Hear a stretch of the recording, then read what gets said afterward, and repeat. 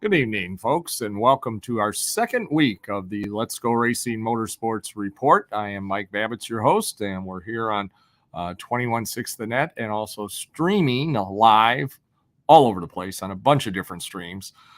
So we hope you're tuned in to us, and tell your friends and neighbors as well. We're going to be here each and every Wednesday night from 6 to 7 o'clock, brought to you by our good friends from Great Lakes Dragway, also the Interstate Racing Association, MLS Automotive up in Paddock Lake, Lake County Hose and Equipment that came on board literally at the car show last Saturday, Cabins on the Lake out of Friendship, Wisconsin, B&L Office Furniture, Scott Carpenter, who's going to provide my in-house set that I might be at next week instead of here in the studio in McHenry. And also, we want to thank Racing Roundup. Jim Trado has been helping us out, and he's going to be on.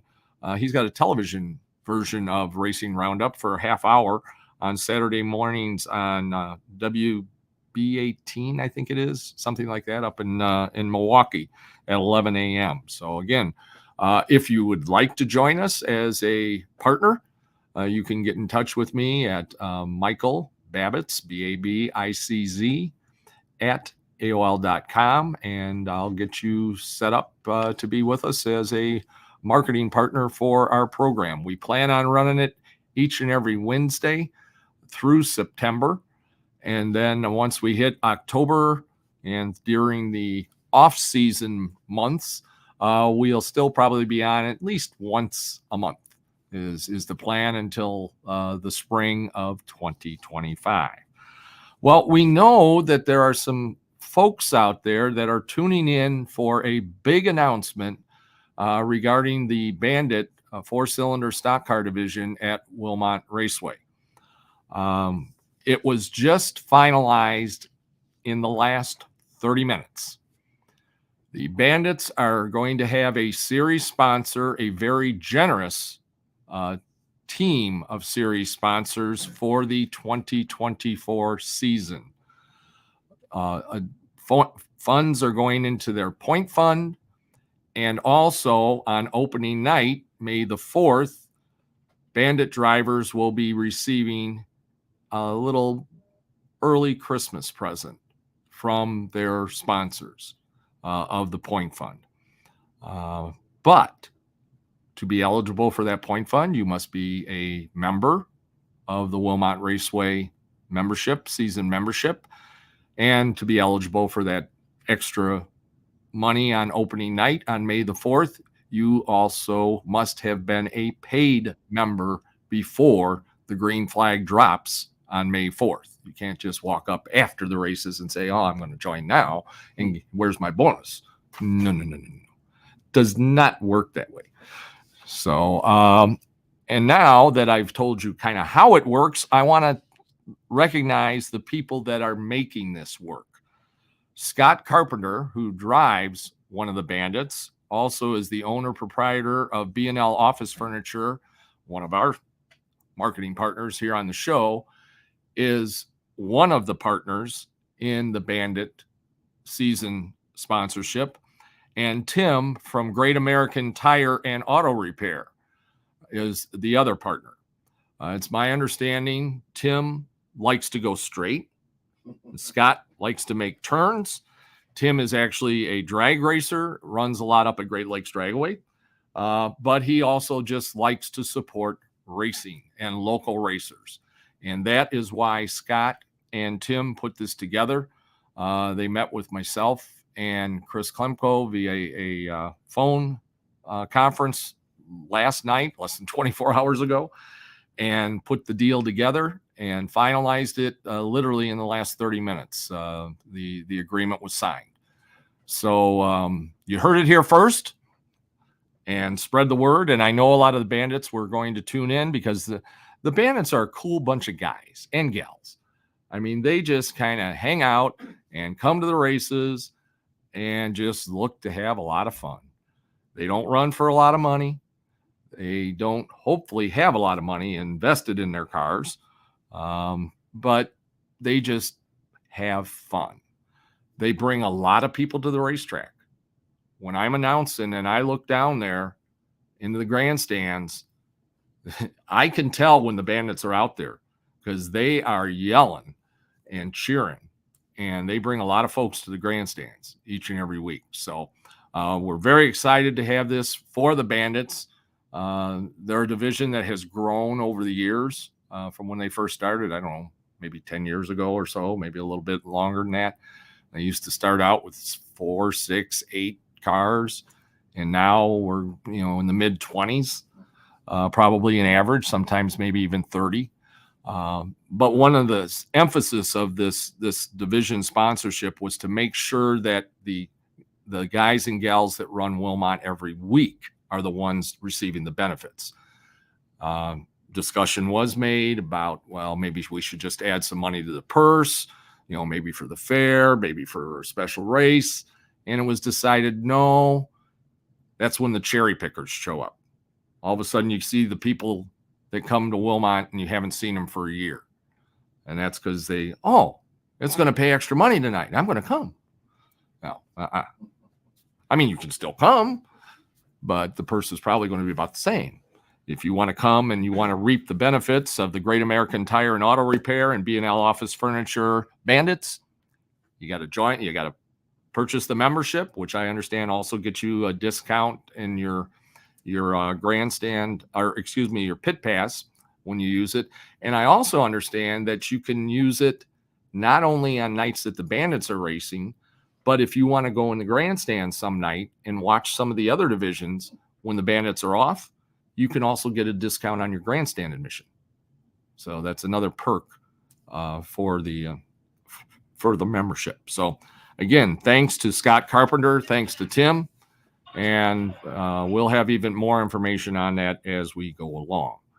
So I'm going to kind of, before I get my first two guests that are actually here in the studio live, want to recap a little bit the 44th Let's Go Racing Bars, Let's Go Racing Motorsports and Custom Car Show presented by Larry Roebuck. We had a lot of folks that helped make that happen. And a little bit later, I'm going to recognize some of those folks. Definitely want to thank Robbie Kutzler down there at the Waukegan Harbor Marina. We had a decent turnout. It was chilly, just a little bit, around noontime. When I first went down there, it was 45 degrees by the lake. It was 36 when I left Antioch. It was warmer by the lake in the morning. As the day went along, around noontime, sun went under the clouds, and it got nippy. But we still had a great turnout. We had over 50 cars. Some of them kind of came and went. We had a lot of them that stuck around for a long, long time. Want to thank all the drivers, all the crews that brought cars.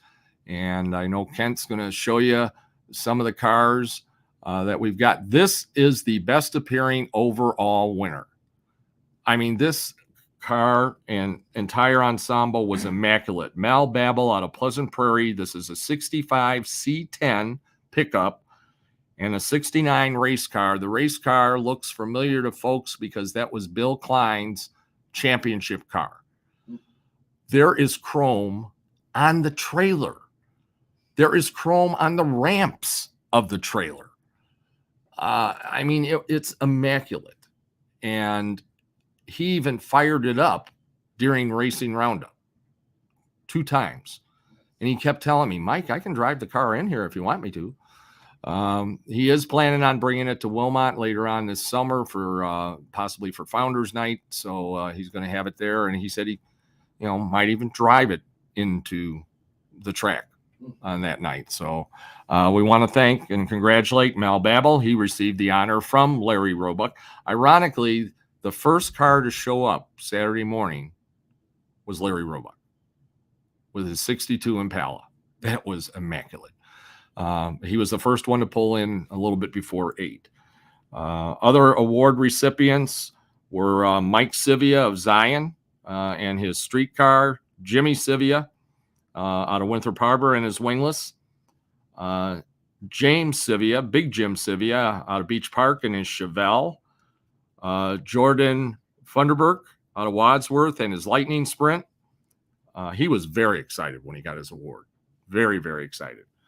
Tyler Cuxhouse out of Antioch and his Bodycraft Prepared. Bodycraft did all the paint work on that car, and it looked immaculate. So always want to thank Mark and Tony Maglio and the folks from Bodycraft. They help support the show as well. Derek Crane out of Racine and his wingless Sprint was a award recipient, top 10 recipient. Ryan Marshall out of Kansasville, driver of the number 7 wingless, the MLS chassis or MLS car. And Eddie and Debbie Boyd, want to thank them. This hat is thanks to Eddie and Debbie Boyd and MLS. They provided all the hats that all the participants received and great supporters of the show. And they're also coming on board with this show. That's just how they are. They support racing and support local folks. Ron Selesnik out of Pleasant Prairie had a 70 Camaro, beautiful looking machine. Alan Taters-Hafford out of Beach Park, his wingless also won an award. Speaking of Alan Taters-Hafford, he had a special award in memory of his grandmother, his late grandmother, Lois. And that was presented to a young person that had their car on display. The only one that really fit that category Saturday was Colin Sivia and his winged cart out of Winthrop Harbor. So he received that award.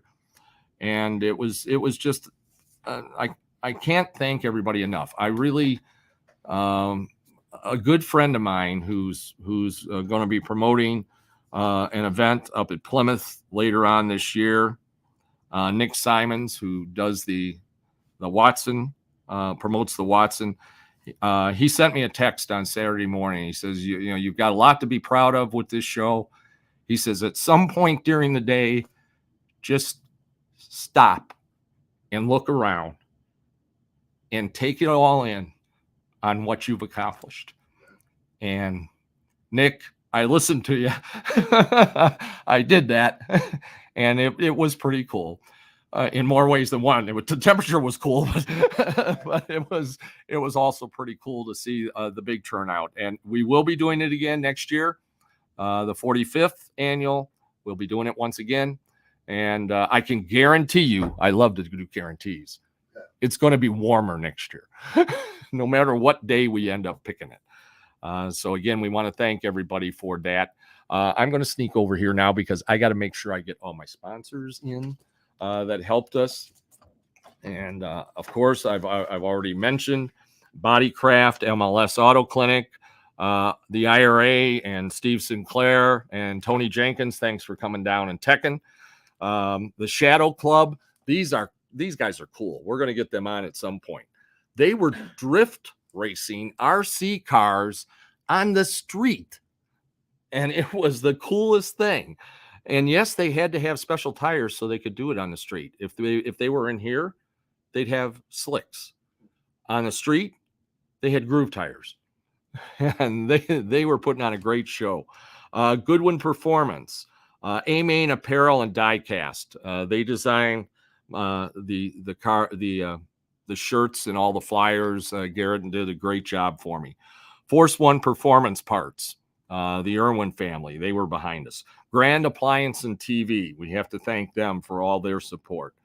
We did have a little bit of a bags exhibition. I'm not going to call it a tournament because nobody ended up putting any money up to actually enter the tournament. everybody just kind of came over there and played bags for free. So we're going to do it a little bit different next time. But we want to thank Lucky Dog Bags and Swag and the Mulig family, Mike Mulig especially. He kind of oversaw that, and we're gonna have some more fun with that. So also want to thank Whitmore's Service, because they helped us out at the last minute. And if I forgot anybody, I'll remember them later and I'll add them, because there was a lot of folks that did help us to just. It was a great event. Wilmot Raceway, got to thank Jenny. Jenny did a great job. She provided us with the sponsorship of all the awards that were given out. So definitely want to thank her for that. And then Larry Roebuck himself. I mean, Larry has been in every show in some capacity. As a driver, back in the days when I was at Waukegan Speedway, as a business owner when he owned his service station at Washington and West in Waukegan. I can still tell you where it was. It's a field now, but because he was involved with us then. And then even now, he brings his streetcar out. So just a great, great guy and a good friend. And I really want to thank Larry for his support. And talking about Waukegan Speedway, I got to mention this. Jimmy Dean, who was the pit steward at Waukegan Speedway for many, many years. The first 3 years I worked at Waukegan Speedway. That's where I got started in racing. The pit steward, the first night that I worked there back in 1977, was Jimmy Dean. All of a sudden, Richie Kotrowski comes up to me at the car show Saturday. He goes, "Do you know this guy?" I looked at him. I said, "Yeah, that's Jimmy Dean." Jimmy Dean came down to the show. He's a few years older than I am now, but he came down there to see the show, and we had the greatest chat and visit. We got pictures, so next week we'll have a picture of me and Jimmy Dean, because it was just really cool to visit with him, because that's where it all began for me. If it weren't for Gordy Sill and Les Geis giving me a job at Waukegan Speedway, I did replace John McCarnes, because he was going on to Artco Racing. And when I walked in to Waukegan Speedway, Jimmy Dean, of course, I met in that. John walked up to me with a box of carbon papers. We used carbon papers back then. There was no computers. You had to type it at a typewriter and carbon copies, and a stack of envelopes that he did at least pre-address the envelopes for me, and then gave me the address, so I knew where to send them the next time. And he said, "Did you bring your typewriter?" I said, "Yeah, Gordy mentioned to me bringing my typewriter." So I had my little portable typewriter that I was carrying. He says, "Okay, you're all set." He goes, "Good luck." But he did say, "If you ever need me, I'm here." And he also was the person that got me into the Milwaukee Mile to announce there, got me into Road America to announce there. He used to come to the car shows all the time at Lakehurst and visit. He and his wife, Sue, late wife Sue, and just really good people. And Greg McCarnes has been a great guy. And now Jeff McCarnes, he kind of was joking with me Saturday at Wilmot. I replaced John McCarnes. Now Jeff is sort of replacing me, because Jeff is going to be driving the pace truck at Wilmot. I'm going to be stepping aside, so I don't have to. It's one less hat I have to wear, no pun intended. So so Jeff is going to be there now. So it's going to be a lot of fun. So yes, we had a very busy weekend. One other thing before I bring my guests in here, I think he was already gone when I made my wingless debut. I texted Steve later. I said, I'm the latest entry for your Rookie of the Year for the wingless. I should get my appearance points for Saturday or Sunday, actually. It was Sunday. But I got to thank Ralph Johnson.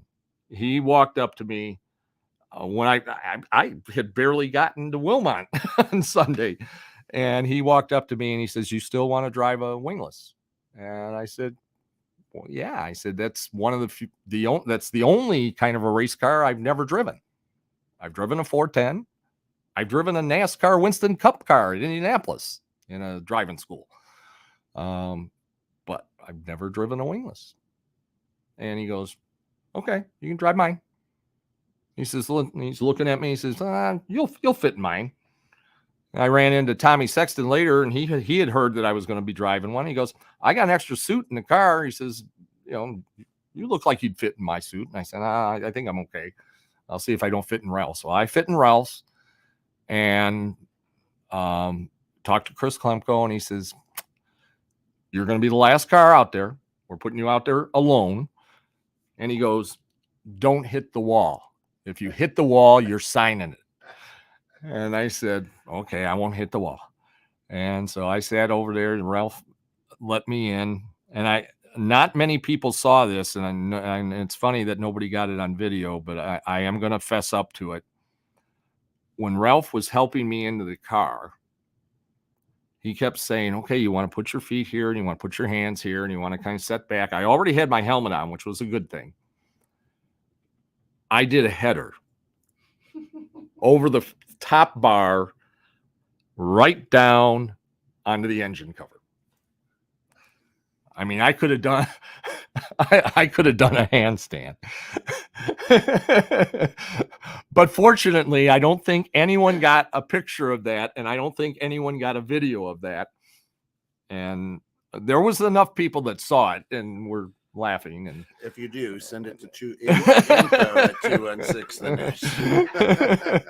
But yeah, Ralph and some of his crew members grabbed me just so I didn't really get hurt and have to file a report for Steve to deal with the next day, saying, well, how did he get hurt climbing into the race car?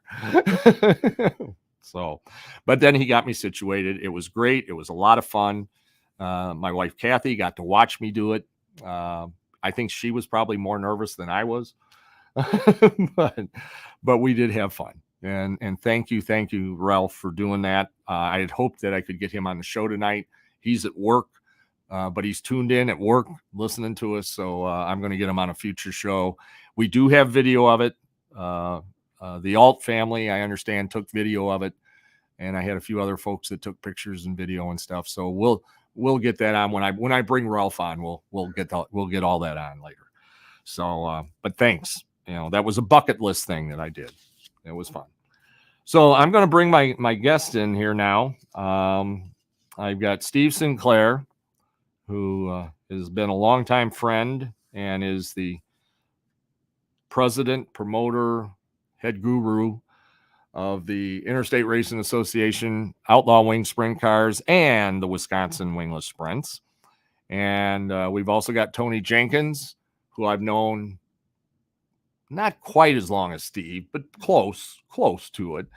Tony as a driver, Tony as a car owner, Tony as a tech guy, Tony as I'm going to call you a starter, because Dwayne Sweeney said, I'm not a flagman. A flagman is the guy that works on the roads directing you around construction sites. A starter works at a racetrack. So Tony worked as a starter. So come on in, guys. This is a little different than the old show. We don't have, at least right now, we don't have commercial breaks. So we just kind of keep going. And yes, our live audience is applauding for us. Welcome, gentlemen, to the program. And hey, you mentioned about if you hit the wall, you'd have to sign it. I got a suggestion for Chris. A short story is my modified days. I had the infamous Lee Tibbetts driving for me. And there was a picture in his shop one time of him up next to a wall with a champagne bottle. I said, what happened there? He says, it's an asphalt track. I think it was 151 Speedway up here. They had just built a new wall, and he was the first one to hit it in qualifying, and he got the bust a champagne bottle on it, Chris. So that might be a good idea for you, Chris, if you're out there listening. Yeah. So, well, and it's funny that you do mention Lee Tibbetts. Lee and Pat Tibbetts, longtime supporters of racing in general.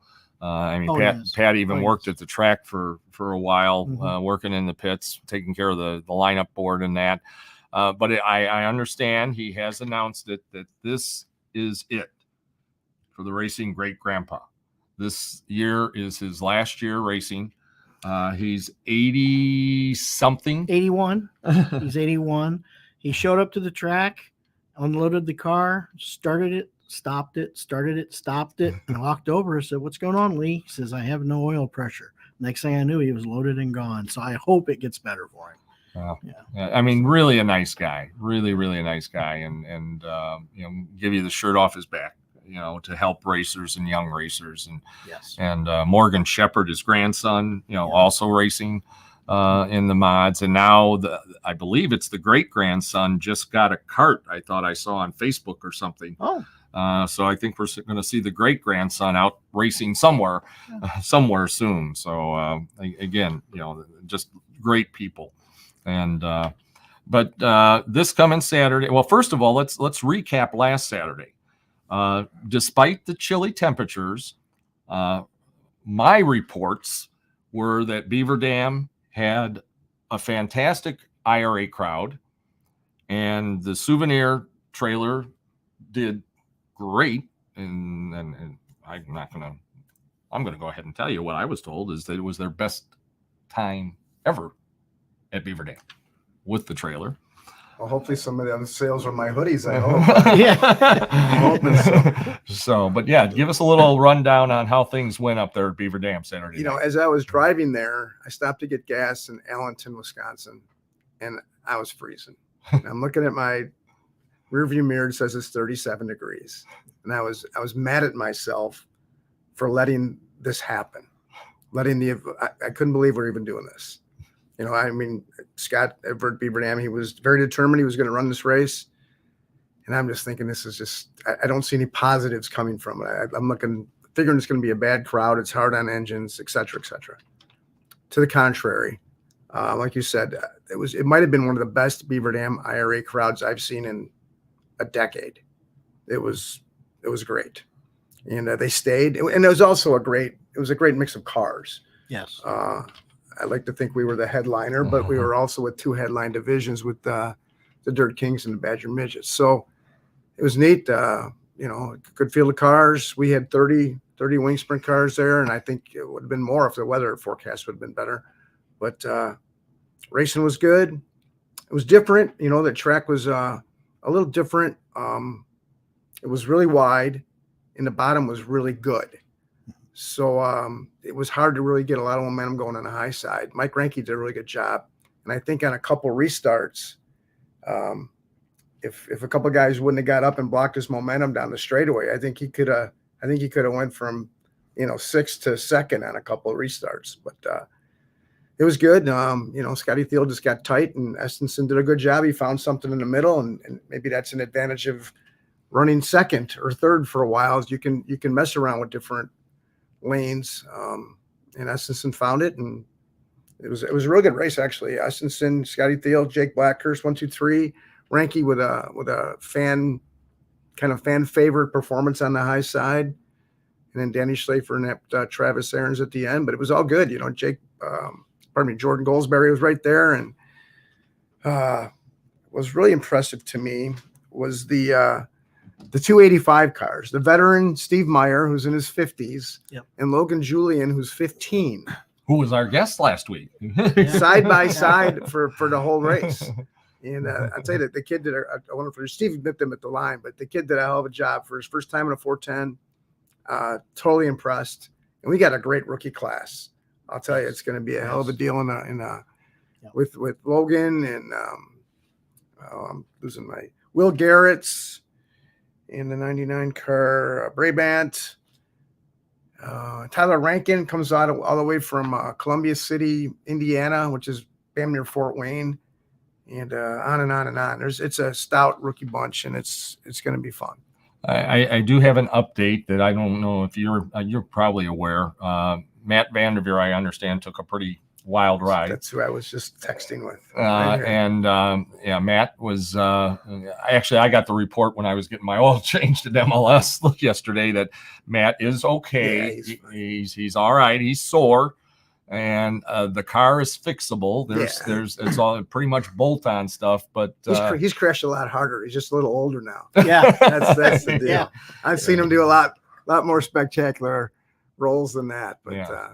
But yeah, that was good to hear that he is, that he's all right. Yes. And I'm sure we'll see him back out in his race car, soon. So, and that's always good to hear.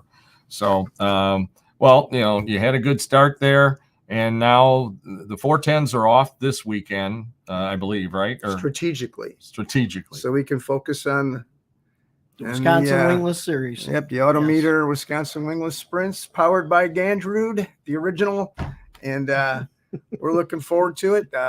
Tony got a better look at the cars, and from what Tony was telling me, all the cars look just wonderful.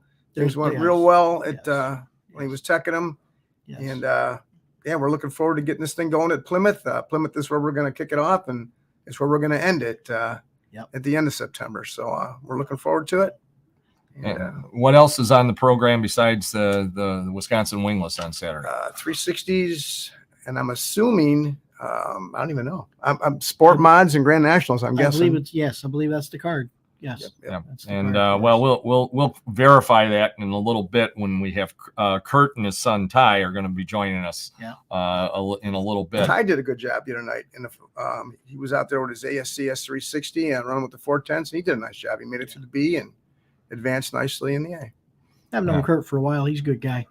Well, and he's got a big, it's not, he's already announced it on his Facebook just a day or so ago, but he's got a special thing going on with his 39th year. So cool. He's gonna tell us a little bit more about that when we have him on. Don't want to steal his thunder. Okay. He's a good guy. Hollywood Dave. I guess maybe I'll save that story for later, because I got a good story about him and a rain out at Wilmot and what they made in the pits. And Ty wasn't even, I don't think, a twinkle in his eye at that point. Ty wasn't even around. Rainouts, and that's, everybody was kind of laughing about that at the car show. It was like Faye Hendricks was even there, and Jim came to the car show. Oh. Faye looked like she had just come from Alaska. She looked like she was with Bill Baylog in Alaska. I mean, but she stayed for a long time and visited with folks and watched the racing roundup. And then we had the band come in a little bit later, and Most Wanted with Dr. Ken Schenk. He did a great job and played for folks. Shoot, he didn't stop till almost 4. He said, "I'll stop when you all want me to stop." He didn't mind the cold and that. He just stayed and kept having some fun. But yeah, it was a lot of fun, and it was great to see Faye and have her make the trip down. And we said we were going to have a Ghost Tracks reunion. I didn't know we were going to go back to the track that I started the first night I started and have Jimmy Dean be there. Yeah. Did he bring sausage with him? No. That he did not do, but he did bring Bill Fusting with him from Lake County Hose and Equipment, who literally agreed to be a marketing partner for this show at the show Saturday. He handed me the cash. I said, are you sure you don't have to check with Kim, before it's okay? He goes, "Not for that amount." He goes, "I'm okay." Of course, now maybe he didn't tell Kim, and now maybe I just told the world, and now Kim knows, so she can deal with her husband later. So Tony was telling me there was a fair amount of wingless cars there, and everybody was cooperative, and it was good. And we thank everybody for that. Yes, and we had a decent amount of bandits. I think we had about 6 or 7 bandits. You were saying about how much fun those guys have and everything, and they're just like a band of brothers. All of a sudden, I turned around and coming up the street up to drop their cars off. There was like 6 of them, all nose to tail, just following each other coming in.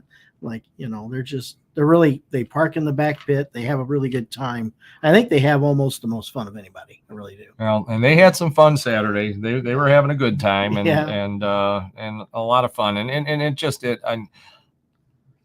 I especially when the weather turned on it. I've been watching the weather for a month, and every time I would see that it's going to do this, it's going to do that, and it's like, oh geez, And I talked to Robbie Kutzler, and he says, "Mike," he says, "if it's raining, it's just being canceled. We're not going to try to do it Sunday. We're not going to, rain dates don't work." Nope. And I said, we'll come up with something. We'll work something out with Trado and the Racing Roundup. We'll do something if we have to cancel. But he goes, and we were both in agreement that if the weather was really, really nasty, we were just not going to do it. Well, they still did the harbor cleanup. 8 o'clock, there was a lot of people there helping to do the harbor cleanup that they did along with the Coast Guard. They found a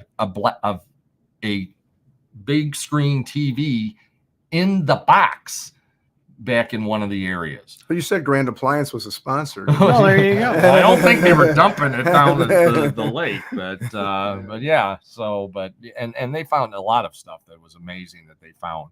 I'm surprised they didn't find a race car. They were finding everything else, but that was neat that they got that accomplished. And then then we kind of took over the place, and just had a really good time. And we will be back. We will be back. And again, I want to thank the two of you because there was concern because of the practice and guys needing to get tech. Thank Tony to be able for to that. go. I know Tony did that. And I want to fine. thank Tony for Fine. I want And to thank Tony And for if, that. and if I could add that the gentlemen or the teams that haven't been safety inspected yet, I'll be up at Plymouth this Saturday. I'll probably be there a couple hours earlier than normal. So I'll probably have my sign in my little toolbox right off of the scales where the scales run off, and I'll be right there and I'll inspect. I'll check you out. I'll throw a sticker on the back of your cage, and you can go racing. Yep. Yeah. Now, then I guess I'm going to sort of put you on the spot a little bit. When you inspect a car, what are you looking at? Well, believe it or not, I think Steve's guys are the only ones that actually get safety in Wilmot Raceway. I think it's because of Steve, because he, he's an insurance guy, so he's trying to cover everything. What we do is as the sprint car has evolved, they've had what they call the berry bars added over the past few seasons. You have to make sure there's there. You'll check their equipment, their helmet, make sure it's up to Snell regulations. You'll check the fire suit and the gloves, make sure that's all there. As far as the car safety, I'm looking for 2 separate throttle springs connected to the carburetor injections or the fuel system. The front end of the race car have to have torsion stop bolts so the torsion stops don't fall out, and that can cause a pretty good accident. Basically the tethers for the front axles to make sure nothing happens there. And then I learned this from USAC, and I think we're the only area that does it, but I've made a little can with an actual fuel cell cap from the fuel tank, and I'll check the fuel caps. I'll put it on there and I'll turn it upside down, see if it leaks. If it leaks, I have O-rings. We'll actually work on it right there till we know it's functioning. That's really important. I'd like to find a way to check the vents later on, which I probably got something dreamed up, but that's pretty important to us too. And, It's just more of a safety deal. Yeah. Because that's a main concern. That doesn't mean they're legal in No. other forms and, performance wise. Correct. But I mean, if he sees something, certainly he's going to point it out, but this is just for safety. And, hopefully they have their head and neck devices and all that kind of stuff. And he's got a whole checklist of things he's looking for. Yes. And I'm very proud of the fact that we do that because like Tony said, a lot of them don't. No. And I'll take, as a matter of fact, our wingless class was the first one to add those what Tony called the berry bars. Berry bars, they named them finally. In the non-wing world, nobody added them. We were the first ones to do that after it got popular in the wing world. We did it right then and there, and now they're all finally doing it. I think USAC just made it legal this year. Yes. And it's all about safety. We do this for fun. Yeah. Well, and the wingless is a division that basically you came up with, Steve Sinclair. Well, part of Joe was in on it, and actually Todd Lear and a couple other guys brought it to our attention. Tommy Sexton, but it was how many years ago? That was 10. This will be the 10th year. Uh-huh. This is 10th This season? is the 10th year, so we'll crown the 10th champion in that division this year. Yes. And you have, I know that it was kind of originally designed for drivers. It wasn't necessarily for old drivers just to keep racing. It was more somewhat for the younger drivers to get the experience, and then it kind of became a combination. I mean, we've got a lot of we got drivers that got a lot of years, and we got drivers like Clayton Rossman, who started racing wingless when he was 14. Yep. and won it, won his first feature when he was 14 and won a championship when he was 15. Yeah. And we've got more wingless people now, and then we've got a number of female drivers that have, Natalie Klemko kind of started it, and then now you got Trinity UTEC runs it, and and we've got even more, and it's the division it started with what we have the first couple nights, 6 cars, About 6, yeah, and 6 to 8. and now there's nights where I think we got as high as 43, 44. I think. yes, right. yes, And it's a neat deal. It's I think it can be for a guy that can be as far as he wants to take it, or it can be for stepping stones or people on their way down. Whatever works for you money wise nowadays and your budget. That's what you can do, and they seem to have fun. I think it's something different. There's no other wingless sprint car class in this area. They seem to enjoy it, and the crowd seems to like it. And seeing guys, your Tim Coxes and your Johnny Falls and people like that have been around, and done other things, and here they are. This is their primary deal, and they enjoy it. I think that's cool. Yeah. And you mentioned Tim Cox and John, and we had just mentioned Clayton Rossman. Their cars were maintained in the same shop. Yep. Yeah. Right next to each other. Yeah. And you talk about that's a blessing for what Clayton. happened to teacher? Yeah. A teacher right there. You got a question, you go over to the man. And what a great ambassador for that class too. Absolutely. Tim. And he is a mentor. Wonderful. You go up to him and ask him. He has mentored more young drivers in this series than anybody. Yeah. And good guy, great example, keeps his composure. Yes. You can talk to him. He's and ask him a question, you get an answer. You get a good answer. Yeah. Well, I gotta check real quick here to see, because do we have anybody in the green room? Yeah, we got John, Kurt, and Tyler. It looks like in there. Okay, then Kurt and Tyler, we're gonna have to have you guys keep waiting in the green room. Enjoy the refreshments. But John is with Great Lakes Dragaway, and I believe we've got Randy and Claire, the owners, are kind of with John. With him. So, and I know Steve knows. I got to be stopping. I'm supposed to stop by there Friday and take a look at a new fence they're building over there at Great Lakes. And I want to thank Steve. I suggested that I reach out to Great Lakes Dragaway and to Randy, and I went over and met with him, and 15 minutes later, I walked out of there with he's supporting this show, and we're going to have some signs up over at Great Lakes Dragaway, and when we're going to get They're showing it. Yeah. we'll be airing once we start actually having commercials during this show, and I'm just excited about that. So you guys are welcome to stay and listen to some but I think we've got Randy and Claire out there. Do we? Yep. Randy's there. Okay. Well, welcome. And first of all, tell us, it's a beautiful day today, so I believe you are probably racing at Great Lakes Dragaway as we speak. Yes, we are. Yeah, the cars are going down the track right now. Yeah. Well, and that's always a good thing to hear that. The insurance guy likes to hear that too, because then he also knows the premium's coming. Yeah, that's a great thing about what we have here, being open 6 days a week. We're pretty privileged to have that. It's a great time. And now we've been talking, on the circle track about entry level, divisions and drivers and that. What's kind of the entry level division or the entry level way somebody can get involved in drag racing over there at Great Lakes Dragaway? A really good time to come in here on, like we have Wednesdays is ladies' nights, and ladies get in for free and race for free. And what we do on Wednesday nights is we have a battle of the sexes. Basically, the women do a bracket race, and they take the winner, and then the men do a bracket race. We take the winner of the two to see who can win. And that's a good way to get started if somebody's interested in possibly getting into bracket racing and going down the track. They can get Sarah Brown. She does a really good job with the women racers, and maybe go down the track and let them get familiar with how everything works. And you can come out pretty much any day during the week other than Monday. Some of the nights are slower than others. Tuesday's kind of bikes night. Thursday is kind of sticky Thursday, where we do a prep on the track for slicks only. So it's like guys that want to practice for the weekend if they have a big race coming on. But there's also test and tune going on most weekends, unless it's a big event. like Memorial Day, Labor Day, Night of Fire, something like that. Now, looking at your nice posters that you've got of your schedules, I happen to notice that you've got something big coming up Memorial Day weekend, the Memorial Day Weekend Classics. Tell the folks a little bit about that. Yeah, that's a pretty good one. We have a lot of groups that come out to race on that. We're going to be, I race with the Bruce City Gassers, got that on the hat. We have a gasser group that comes out, CAMA, Classic American Muscle Car Association, a Pro E85 group that does a race, like a elimination race, heads up, and Chicago Wise Guys, which is some 6-second door slammer cars.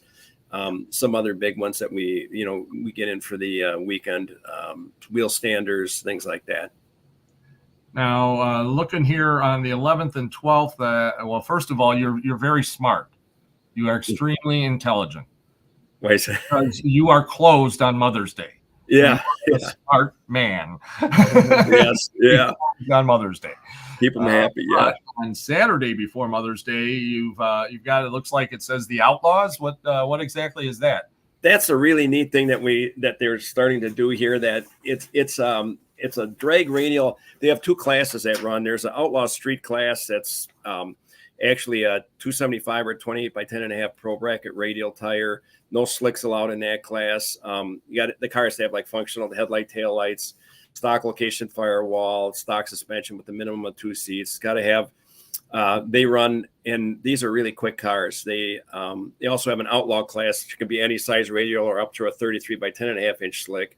No pro mod bodies, and the track is getting prepped by this Total Venue Concepts. That's Kurt Johnson that owns that company. They're world renowned for doing racetracks. In fact, they resurfaced our track here several years ago, and they're going to come and prep the track. And it's kind of a neat, really a neat race. They have some of these cars are running like 440s in the 8th mile. Equates to like a 7.0 in the quarter mile, maybe a high 6-second class, and they show the times. Heads up racing, really exciting. It's really neat to watch. It's really something that they tried here that's kind of new, and it's taken off. And I've watched a lot of those races, and they're a lot of fun. Well, we've mentioned Lake County Hose and Equipment and the Fustings. Bill Fusting, I know, still races up by you guys from time to time, and he's got a beautiful looking machine. Absolutely.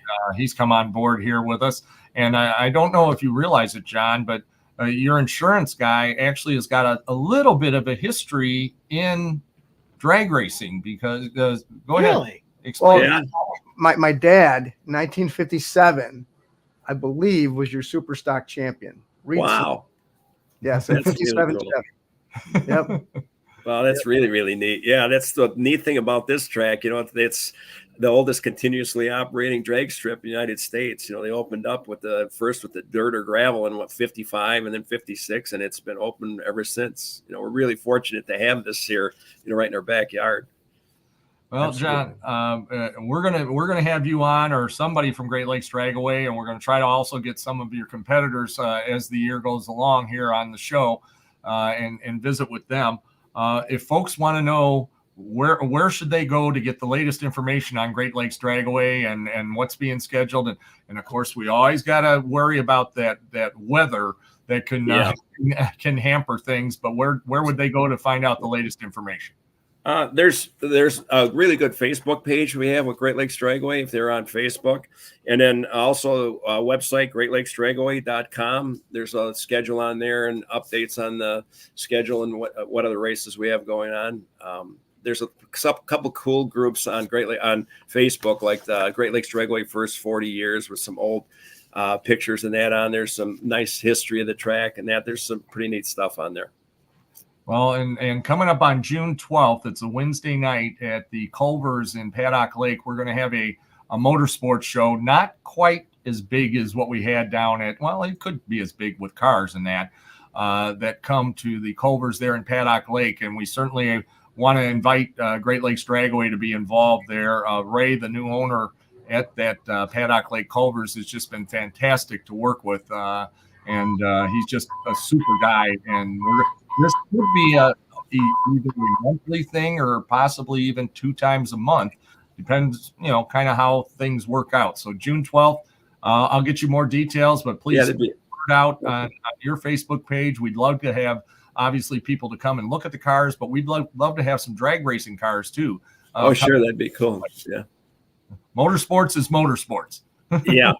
Yeah. All right. Yeah. Thanks a lot, John. And we'll probably either talk to you or somebody else from Great Lakes Dragway next week. Say hello to Randy and Claire. All right. Well, do. Randy's right here. Well, thanks for having us on. Thank you. Okay. Thank you. God bless now. Yep. And that was John with Great Lakes Dragway. Yes, you're doing a good job, Savannah.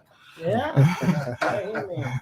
Okay, now we're ready to move on, and we're going to shift gears, no pun intended, to Kurt Hollywood Davis and his son Tyler.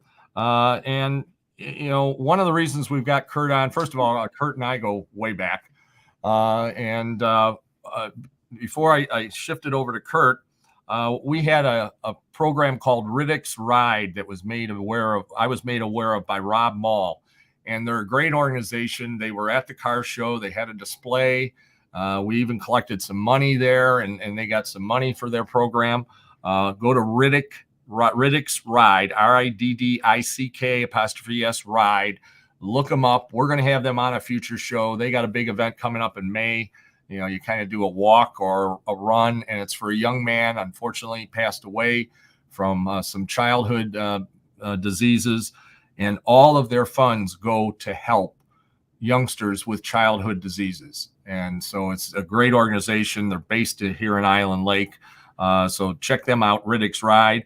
And Kurt, I saw it on your Facebook page, but I want you to re-announce it, what you're going to be doing this year with your 39th season. And you gotta unmute yourself. Unmute yourself there, Kurt. Yeah, Ty, straighten him out, will you? Ty's going to have to interpret for his dad. Oh. His mic was not connected. His mic was not connected. There you go.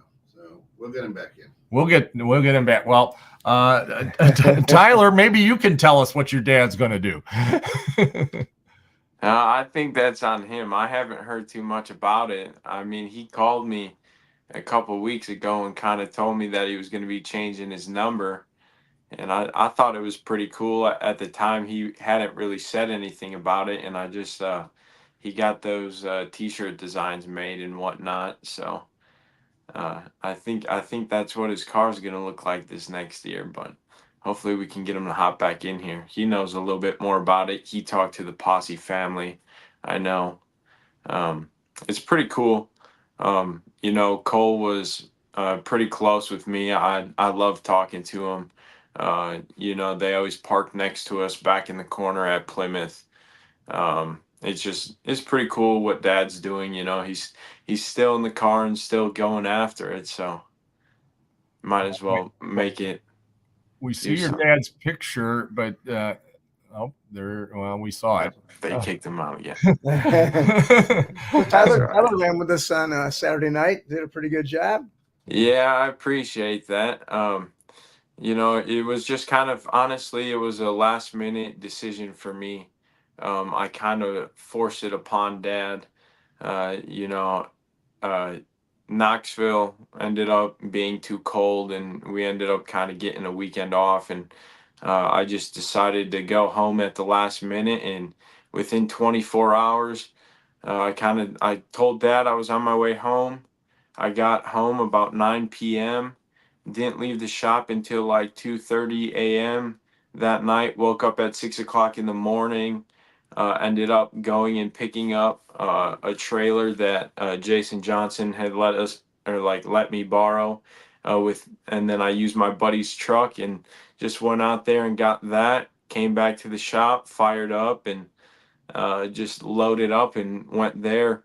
Honestly, I kind of think it was kind of crazy of us to do that because it was pretty cold.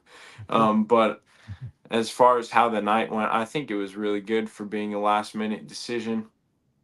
You know, I haven't been in a car. The last time I was in a car there was an open non-wing show at Wilmot. I kind of screwed myself there. Probably should have won that one, but kind of drove off the track. That was only my second time driving within that year. So I'd say within the last 2 years, this was my third time driving, and I'm, pretty confident about my ability right now. Um, I don't know. I just feel like I need some more laps, and whenever the opportunity presents itself, it presents itself. But at the moment, I'm pretty locked down with what I'm doing, and Well, why don't you tell us what you're doing? yeah. So I basically kind of work half-time on the road right now, full-time for Austin McCarl Racing and Country Builders Construction. Um, I work for the 888 crew. I travel the country with them. We're going to be starting at Knoxville this weekend. Um, and yeah, I mean, it's fun. It's great. I'm pretty much the head tire guy and head whatever get the trailer ready guy. I help wash on the weekends, and I wash the rig and the inside outside of the rig. I make sure all the fuel's ready for the weekend. I make sure everything's loaded in the trailer and everything's ready to go. And then as far as when it comes to race day, I do all of the tire stuff and put fuel in the car, all of the general stuff. I'll change gears and do that sort of stuff. We are a little bit like it's pretty much just me and Austin full time right now. We also have a guy named Luke that helps us out, and a guy named Bob who helps us drive. Um, those two guys are a huge help, and like when we're all in a group, it really helps when we're all in a group working together, because we all can kind of focus on one job instead of like me and Austin trying to do everything. But I mean, it's fun. I really like being like the team that we are. I think I'm really confident in Austin's ability. Obviously, he comes from a pretty historic background, and he's very good at driving, and he's proven himself that way. I feel like we've had a rough couple of weeks here, and that'll show. Especially it gets hard out here. Like that's what most people don't see. There's a lot of stuff that we have to deal with on a weekly basis, um, and it gets rough when you're not at the top or not feeling confident to compete against those top guys. So uh, coming back to Knoxville this weekend, hopefully I feel like we can be very confident going into there. We're the past champions there. So I feel like we have a great package to go to Knoxville and start off there. Um, Hopefully, weather permitting. It's the beginning of the year, and it can get crazy out here in Iowa. I've been out here for just over a year and probably a couple months now, and the weather will be 80 degrees one day, and it'll be windy and 30 degrees the next. So you never know what's going to go on out here. How old are you, Tyler? You look I'm young. Yeah, I'm 21. My birthday's in September, so Okay. Well, Dad is. I actually looked up Dad's Facebook page, so I've got a little background on what he's going to do, and I know Dad's scheduled to race this Saturday at Plymouth with I'm Mhm. sure with the MSA 360s. Correct, Tyler? I presume that. yeah. As far as I know, he'll be starting off there, and yeah, his car. They were working on it. Mike, Bob, all those guys, all his crew guys. They've been in the shop, and they had his car pretty much all together and pretty close to getting fired off. Dad just had to do a couple of last little things, and maybe mount some tires and get some stuff ready. I know he's got to work on the trailer before the weekend, but and just get that organized for the races. But as far as I know, he'll be starting there. I know he's going to end up taking my ASCS motor and run a couple of shows. Maybe he might join Steve in the IRA maybe one or two times with my motor, and I think he might end up going and doing a Sprint Invader show or two at some point in time.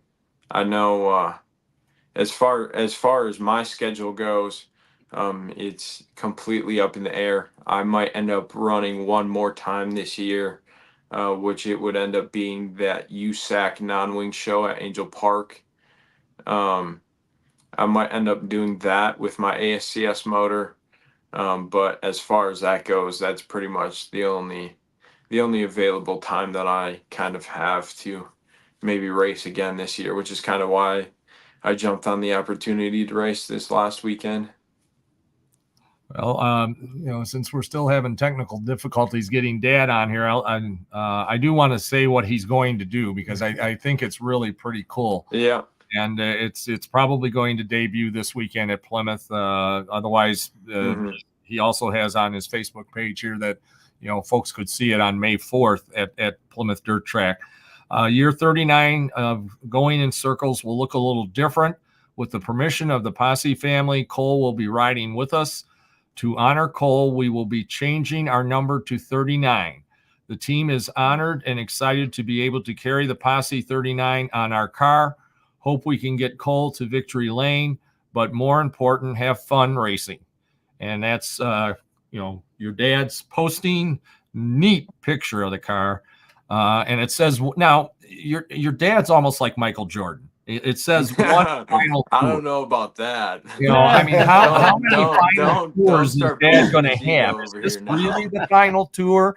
I mean, what 2 years ago was supposed to be the final tour? 2 years ago, I think he's been t-shirts. saying that for the last, I don't know, decade now, honestly.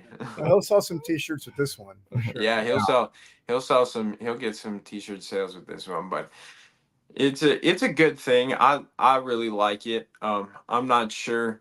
I've seen the car as it sits right now, and I've seen the pictures of it, and if he leaves the car how it is now, it's going to be a little bit different than the picture, but it's going to be something that's actually pretty cool. I think it's a little different. We'll just say maybe there is a part of Cole's car that is on my dad's car now, so look forward to see that. I'm not sure if he really posted much about it yet, but it's pretty cool to see it. And it's not a yellow thing. That's all I'll say. And now you got to show up at Plymouth Dirt Track on Saturday or on May 4th, whichever night it ends up debuting, and check it out and find out exactly what it's all about. Well, Tyler, we appreciate you. And where are you at? I see your dad gave me the impression that you were like going to be in the same town or in the same area. You're in Iowa, it sounds like. No, yeah, I'm in my room in Iowa right now. Actually, I've been dealing with some health problems, and I have to go get them checked out currently. But I figured I'd give you guys a minute to kind of catch up and talk to you guys. So do you live in Austin's basement? No, I don't. I live in a shop house.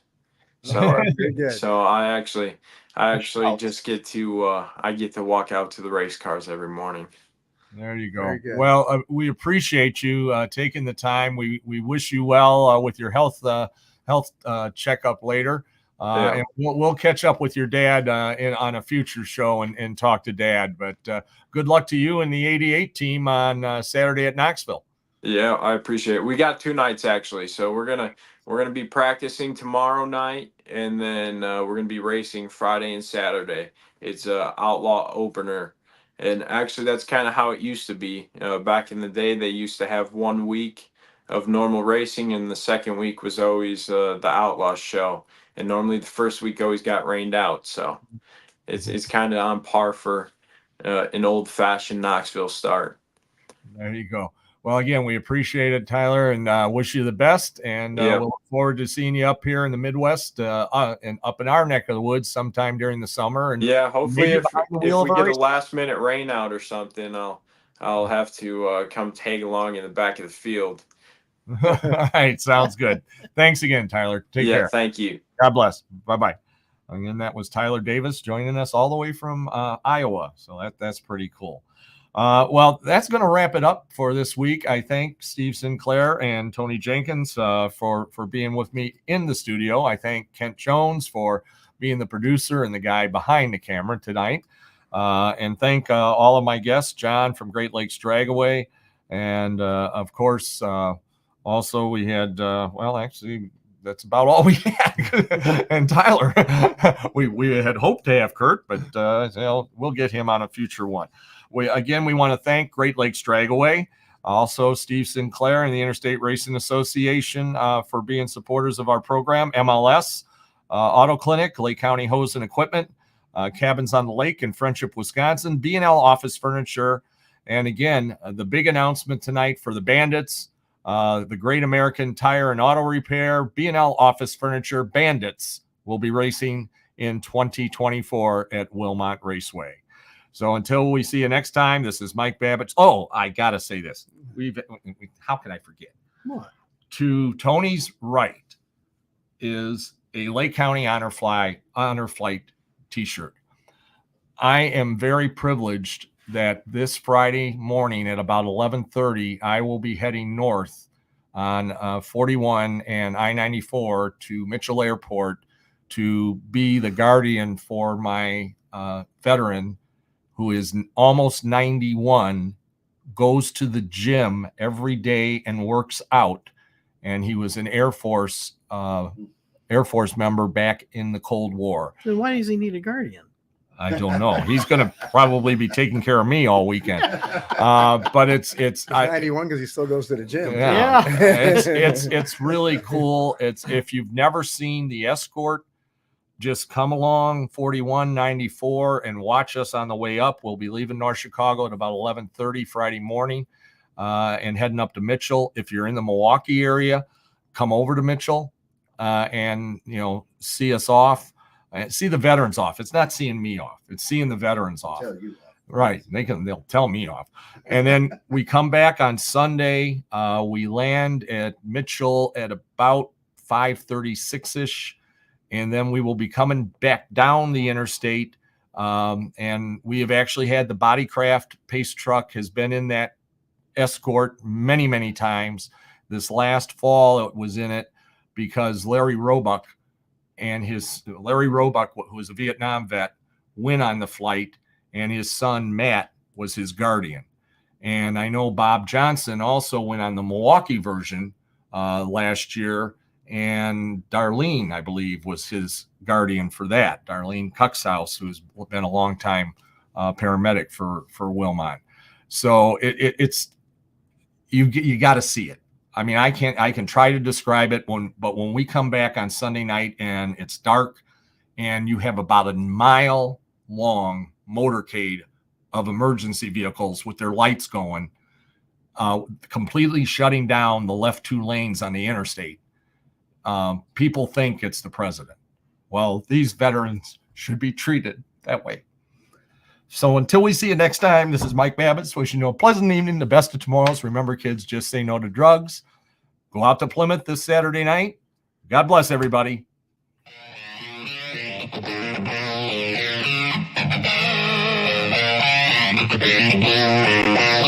you.